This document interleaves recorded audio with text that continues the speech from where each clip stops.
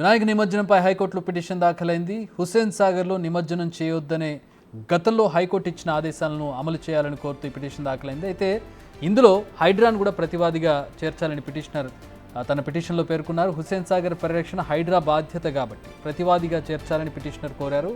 Petition మరో బెంచ్కు బదిలీ చేసి చీఫ్ జస్టిస్ బెంచ్కి బదిలీ అయింది. ఈ పిటిషన్పై రేపు జస్టిస్ వినోద్ కుమార్ బెంచ్ విచారణ జరుపుతోంది.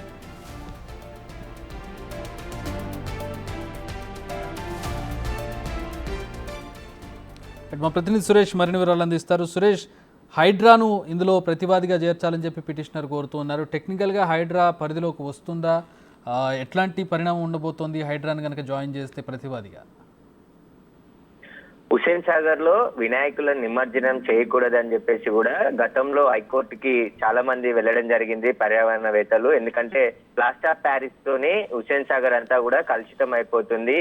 ఆ నీళ్ళన్నీ కూడా వ్యర్థాలతో విషవాయువులు వెలువడుతున్నాయి. హుస్సేన్ సాగర్ అంతా కూడా పూర్తిగా కలుషితం అయిపోయింది అని చెప్పేసి కూడా దాన్ని కాపాడాల్సిన బాధ్యత అందరిపై ఉంది అని చెప్పేసి హైకోర్టుతో పిటిషన్లు దాఖలు చేయండి. గతంలో ప్రత్యామ్నాయ ఏర్పాట్లు చేయాలి ప్రభుత్వం. హుస్సేన్ సాగర్ లో నిమజ్జనం జరగకుండా లేదంటే విగ్రహాలు తగ్గిస్తూ జిహెచ్ఎంసీ పరిధిలో ఏవైతే చెరువులు ఉంటాయో ఆ చెరువుల దగ్గర మినీ పాండ్స్ ఏర్పాటు చేసి అక్కడ నిమజ్జనం అయ్యే విధంగా చర్యలు తీసుకోవాలని చెప్పేసి కూడా గతంలో హైకోర్టు ఆదేశాలు జారీ చేయడం జరిగింది.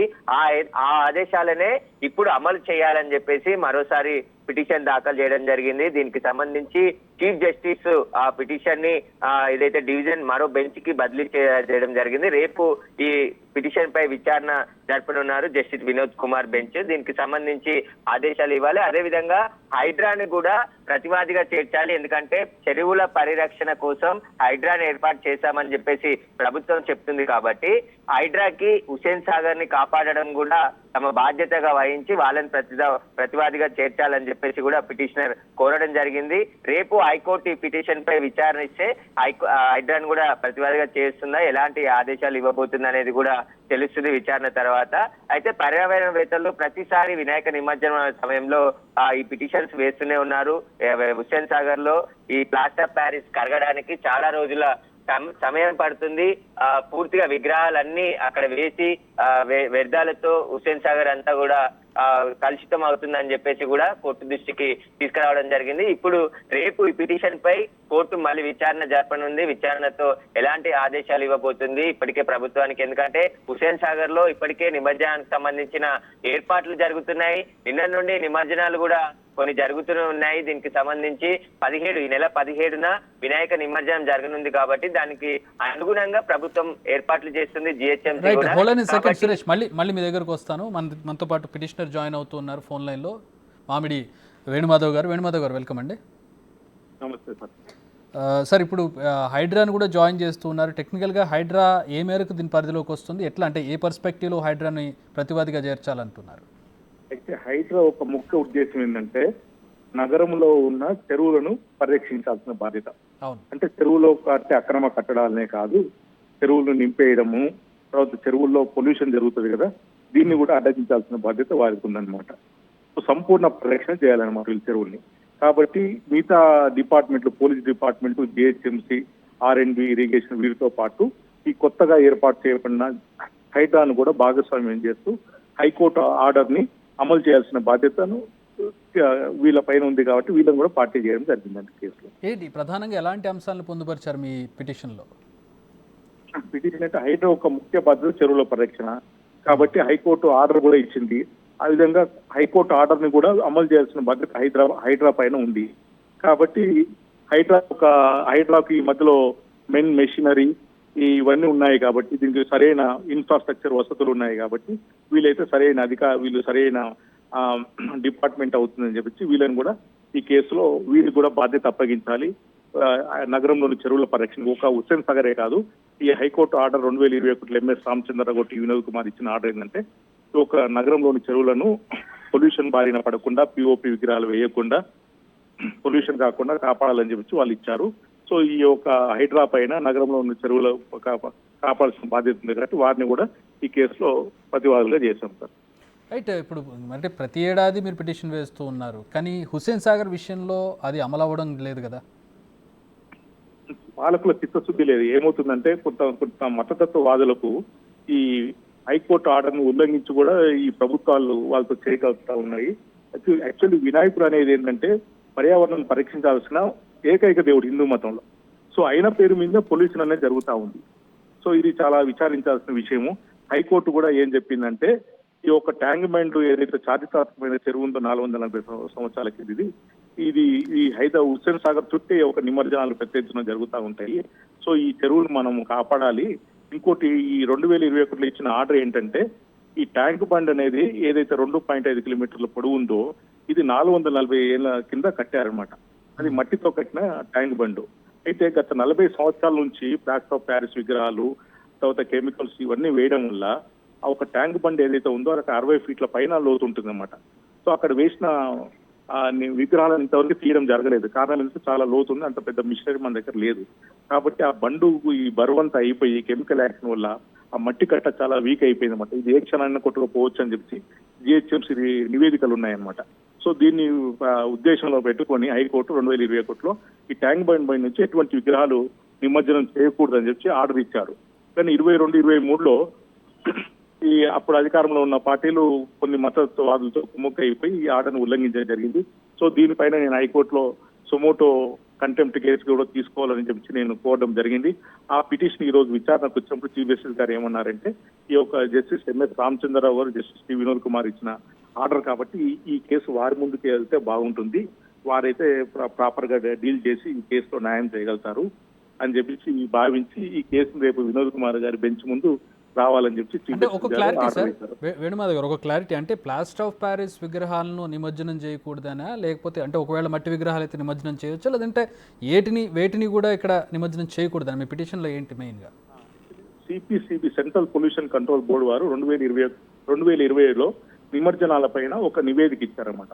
ఆ నివేదికలో వాళ్ళు ఏం చెప్పారంటే చెరువుల్లో, తర్వాత నదులలో, తర్వాత సముద్రాలలో ఎటువంటి విగ్రహాలు వేసి నిమజ్జనం చేయకూడదు అని చెప్పి వాళ్ళు ఆర్డర్ ఇచ్చారన్నమాట. అయితే ఈ ఆర్డర్ ని బేస్ చేసుకొని మనకు ఏం చెప్పారంటే సిబిసిబి వాళ్ళు వీటిలలో వేయకూడదు, ఒకవేళ నిమజ్జనం చేయాలనుకుంటే వాటికి 50 మీటర్ల దూరంలో ఆర్టిఫిషియల్ పాండ్స్ గుంతలు తవ్వి దాంట్లో ప్లాస్టిక్ కాగితాలు పెట్టి నీళ్లు వేసి దాంట్లో విగ్రహాలు వేసి నిమజ్జనం చేసుకోవచ్చు అని చెప్పారు, సెంటిమెంట్లు పరీక్షించడం కోసం అని చెప్పి. అయితే ఆ విధంగా చేయట్లేదు అన్నమాట. అయితే మన హైకోర్టు ఏం చేసింది, ఇంకా కొంచెం లిబరల్ వ్యూలో పోయి భక్తుల మనోభావాలు దెబ్బతినకు ఉండడం కోసము ఒకటేసారి ఇటువంటి రిస్ట్రిక్షన్స్ పెడితే బాగుండదు అనే ఉద్దేశంతో ఏం చేసిందంటే ఎకో ఫ్రెండ్లీ పర్యావరణ పరిరక్షణ విగ్రహాలను ఏదైతే మట్టితో చేసినాయి వీటిని మాత్రమే హుస్సేన్ సాగర్ లో వేయాలి, పిఓపి అటువంటి వేయకూడదు, పిఓపి విగ్రహాలను బ్యాన్ చేయాలి అని చెప్పి హైకోర్టు చెప్పింది. అయితే దీనికి ఏం చెప్పారంటే మార్చి 30 2022 కల్లా రాష్ట్ర ప్రభుత్వము పిఓపి విగ్రహాలను నిషేధిస్తున్నట్టు ఒక ఉత్తర్వులు ఇవ్వమని చెప్పారు. కానీ ప్రభుత్వం దీనిపైన ఇంతవరకు ఎటువంటి నిషేధాజ్ఞలు ఇవ్వలేదు. దానివల్ల ఏమవుతుందంటే ఈ పిఓపి విగ్రహాల అమ్మకము, తర్వాత నిమజ్జనం కూడా జరుగుతూ ఉంది. పిఓపి చాలా ప్రమాదకరం.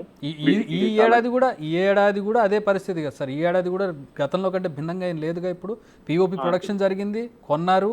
బడా గణేష్ కానివ్వండి, చాలా మెయిన్ పెద్ద పెద్ద గణపతులు హుస్సేన్ సాగర్లో నిమజ్జనం అయ్యే గణపతులన్నీ కూడా పిఓపిలే కదా, ఎక్కడో 1-2. అవును, మీరు అన్నది కరెక్టే, వాస్తవమే సార్. అయితే ప్రభుత్వము వీటిపైన ప్రచారం చేయాలి.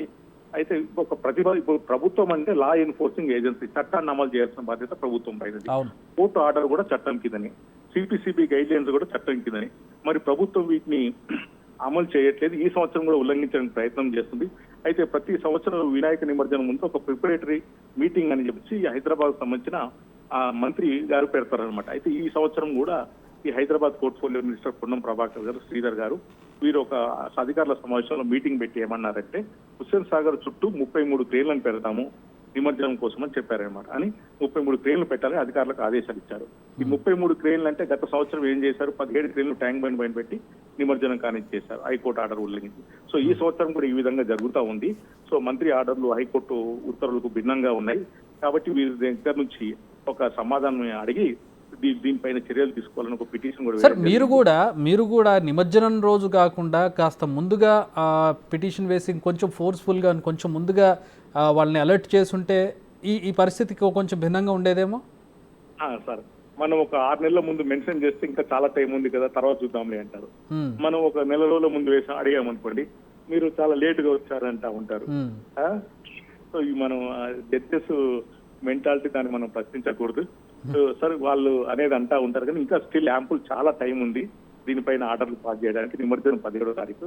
నేను గత 10 సార్ చాలా వి అప్రిషియేట్ యూ సార్. అంటే యాక్చువల్గా మీరు అంటే ఎవరికి పట్టినటువంటి విషయాలు ఇవన్నీ, కానీ చాలా కీలకమైన విషయాలు. వరదలు వస్తే ఎందుకు వచ్చాయని బాధపడతారు, దాని గురించి డిస్కషన్ చేసుకుంటారు. లేదంటే వాటర్ దొరకకపోతే, ఎండాకాలం వచ్చి వాటర్ దొరకకపోతే దాని గురించి బాధపడతారు, ప్రజలందరూ ఇబ్బంది పడుతుంది, దాని గురించి డిస్కస్ చేస్తారు. కానీ దాని మూలాలు ఇక్కడ ఇలాంటి వాటి కిందే ఉన్నాయి కదా సార్. ఇప్పుడు ప్లాస్టర్ ఆఫ్ ప్యారిస్ తీసుకెళ్లి హుస్సేన్ సాగర్లో కలపకుండా ఉండడం అనేది మన బాధ్యత. ఎండాకాలంలో నీళ్లు లేకపోవడానికి అది కూడా ఒక కారణం కదా. హుస్సేన్ సాగర్ నీళ్లు బాగుంటే ఎండాకాలంలో ఒక వాటర్ సోర్స్ ఉంటుంది కదా. అవును, ఆ చుట్టుపక్కల ప్రాంతాలన్నీ కలుషితం అవుతున్నాయి హుస్సేన్ సాగర్ నీటి వల్ల. అవును, అది చాలా పెద్ద ప్రమాదకరమైన విషయం. ఖచ్చితంగా. సో చూద్దాం సార్, అంటే అట్లీస్ట్ హోప్ఫుల్లీ ఈ ఇయర్ అయినా కొంచెం రెస్పాన్సిబుల్గా చేస్తారని అనుకుంది. ఎందుకంటే కోర్స్ ఉన్నది మీ ఇప్పుడు టైం కూడా చాలా తక్కువ టైం ఉంది. అంటే ఆల్రెడీ వినాయక చవితి వచ్చేసి నిమజ్జనానికి వారం రోజుల పైన ఉంది, అంతే. ఒక 9 రోజులు టైం ఉంటుంది, 11 రోజులు టైం ఉంటుంది. సో ఇప్పుడు దీని మీద ఎట్లాంటి యాక్షన్ తీసుకుంటారో చూద్దాం. ఎట్లాంటి చట్టాన్ని, ఎట్లాంటి ఉత్తర్వులు ఇస్తారా, ఉత్తర్వులను ప్రభుత్వం ఏ మేరకు అమలు చేయగలుగుతుంది. ఎందుకంటే చాలా సున్నితమైన విషయం. ఒక పక్కనేమో మనోభావాలు అంటారు, మరో పక్కనేమో ప్రకృతి ఇబ్బంది పడకూడదు, వాటర్ కాలుష్యం కాకూడదు, ఇట్లాంటి ఇబ్బందులు ఉన్నాయి. సో రెండింటిని బ్యాలెన్స్ చేసుకుంటూ ఎట్లా అమలు చేస్తారు, ఎట్లాంటి ఉత్తర్వులు వస్తాయో వేచి చూద్దాం సార్. హోప్ఫుల్లీ ప్రకృతికి హాని చేయనటువంటి ఒక నిర్ణయం బయటకు వస్తుందని కోరుకుందాం. Thanks for joining with us Venumadhav garu. So అది మొత్తంగా ఇప్పుడు ఈసారి కూడా పరిస్థితి ఏం భిన్నంగా ఉండే అవకాశం ఏం కనపడడం లేదు. ఎందుకంటే చాలా తక్కువ టైం ఉంది. ఇప్పుడు ఆల్రెడీ ప్లాస్టర్ ఆఫ్ ప్యారిస్కి సంబంధించినటువంటి విగ్రహాలు తయారైపోయాయి, వాటికి పూజలు కూడా జరుగుతూ ఉన్నాయి. ఇక నిమజ్జనం ఒకటే మిగిలింది. సో నిమజ్జనం అనేది ఎక్కడో చోట జరగాలి కాబట్టి ప్రస్తుతానికి ఈ ఏడాది కూడా కానిచ్చేద్దామంటారా, లేదంటే ఖచ్చితంగా చేయకూడదు హుస్సేన్ సాగర్లో అని ఏమన్నా ఉత్తర్వులు వస్తాయో చూడాలి.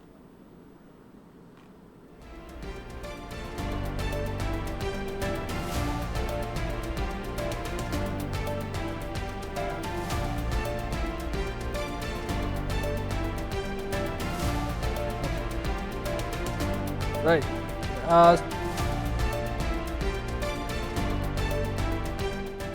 అలాగే మా ప్రతినిధి సురేష్ లైన్లో ఉన్నారు. సురేష్, ప్రస్తుతం చూస్తున్నాం అంటే ఈ ఏడాది కూడా మనకి చాలా తక్కువ టైం ఉంది. ఆయన పిటిషన్ వేసినటువంటి టైం కూడా చాలా పీక్ టైం. సో ఏంటి, ఎట్లాంటి అంశాలు చర్చకు రాబోతున్నాయి, ఎప్పుడు విచారణ జరగబోతుంది, ఎప్పుడు ఉత్తర్వులు వచ్చే అవకాశం కనపడుతుంది దీనికి సంబంధించి? ఇచ్చిన ఆదేశాలనే అమలు చేసే విధంగా ప్రభుత్వం నిర్ణయం తీసుకోవాలని చెప్పేసి మళ్ళీ ఆదేశాలు ఇవ్వాలని హైకోర్టును ఆశ్రయించాడు. కాబట్టి రేపు ఈ పిటిషన్ కి సంబంధించి విచారణ జరగబోతుంది. హైకోర్టు విచారణ తర్వాత ఎలాంటి ఆదేశాలు ఇస్తుంది అనేది కూడా రేపు తెలిసే అవకాశం ఉంది. కాబట్టి దీనికి సంబంధించి గణేష్ నిమజ్జనానికి హైదరాబాద్ లో చాలా ప్రత్యేకమైన ఇది ఉంది. ఎందుకంటే ముంబై తర్వాత భారీ ఊరేగింపుతో నిమజ్జన కార్యక్రమం జరుగుతుంది. అది హుస్సేన్ సాగర్ లోనే నిమజ్జనం చేస్తామని చెప్పేసి ఇటు భాగ్యనగర్ గణేష్ ఉత్సవ సమితి గతంలోనే ప్రకటించింది. ఎవరు అడ్డుకున్నా ఊరుకునేది లేదు అని చెప్పేసి చెప్పడం జరిగింది. కాబట్టి ప్లాస్టర్ ఆఫ్ ప్యారిస్ విగ్రహాలు తగ్గిస్తూ, అంటే తయారీ సమయంలోనే ఈ విగ్రహాలు తగ్గిస్తే మట్టి విగ్రహాలు పెట్టుకుంటారు ఉత్సవ కమిటీ వాళ్ళు. కానీ అక్కడ చర్యలు తీసుకోకుండా నిమజ్జనాన్ని అడ్డుకోకుంటే ఖచ్చితంగా మేము కోర్టుకు వెళ్తాం మేము కూడా మళ్ళీ అని చెప్పేసి కూడా గతంలో చెప్పారు. కాబట్టి ఇప్పటికే నిమజ్జనానికి సంబంధించిన అన్ని ఏర్పాట్లని అన్ని అధికారులతో సమీక్ష సమావేశం ఏర్పాటు చేసి ప్రభుత్వం ఏర్పాట్లు చేస్తుంది. కాబట్టి రేపు విచారణ తర్వాత హైకోర్టు నుంచి ఎలాంటి ఉత్తర్వులు వచ్చాయనేది కూడా రేపు తెలుస్తుంది. చక్రి.